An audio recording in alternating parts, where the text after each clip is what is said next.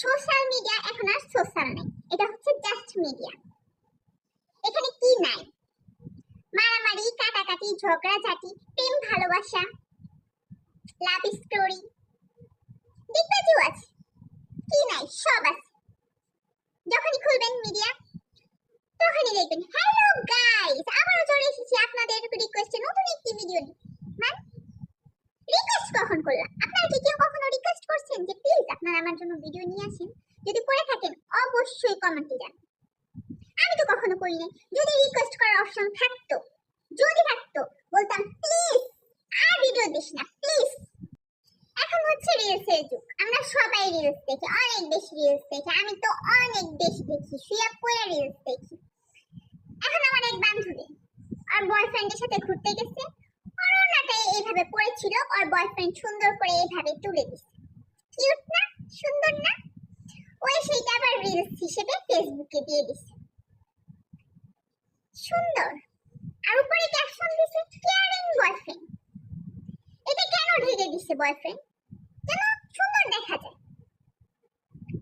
মানে সুন্দর করে ঢেকে দিছে যার না কেউ কিছু না দেখে। সেইটা ফেসবুকে 4 মিলিয়ন মানুষ দেখছে। চিন্তা করেন ব্যাপারটা। সব জায়গায় শখ, যে যেভাবে পারতেছে শখ করতেছে। আমার আরেক ফ্রেন্ড তার গার্লফ্রেন্ডকে নিয়ে ঘুরতে গেছে, সেই ছবি ফেসবুকে পোস্ট করছে, মুখটা ইমোজি দিয়ে ঢেকে দিছে। এখন আমি বললাম ভালোই তো, ভাবি নিয়ে ঘুরতেছিস তো মুখ ঢেকে রাখছিস কেন? ওই যে অন্য মেয়ের ছবি পরপুরুষকে দেখাতে হয় না, গুনাহ হবে। এখন আমি বললাম তাহলে তোর হাত ওই মেয়ের কোমরে কিসের জন্য? সে বলতেছে কোমর যেন না দেখি তাই আমি হাত দিয়ে ঢেকে রেখেছি। বুঝছেন যা তা অবস্থা।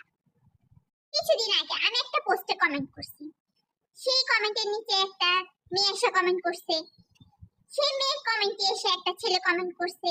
দুইজনের এইভাবে কমেন্টে আদান প্রদান শুরু হয়ে গেছে। আমি দেখতেছি আস্তে আস্তে তাদের প্রেম হয়ে যেতেছে, তাদের প্রেম হয়ে গেছে অলরেডি। আমি টাকায় দেখছি আমি সিঙ্গেল।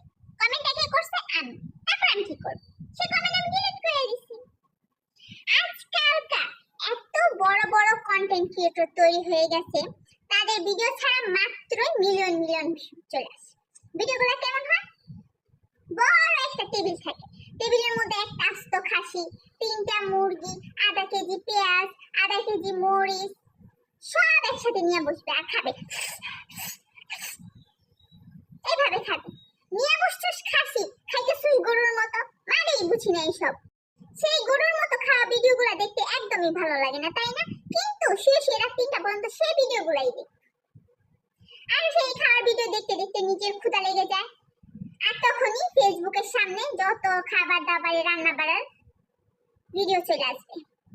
আর সেই রান্নাগুলো ভিডিও হচ্ছে যা তা, কি দিয়ে কি রান্না করবে, কি দিবে না দিবে কিছুই বুঝি না।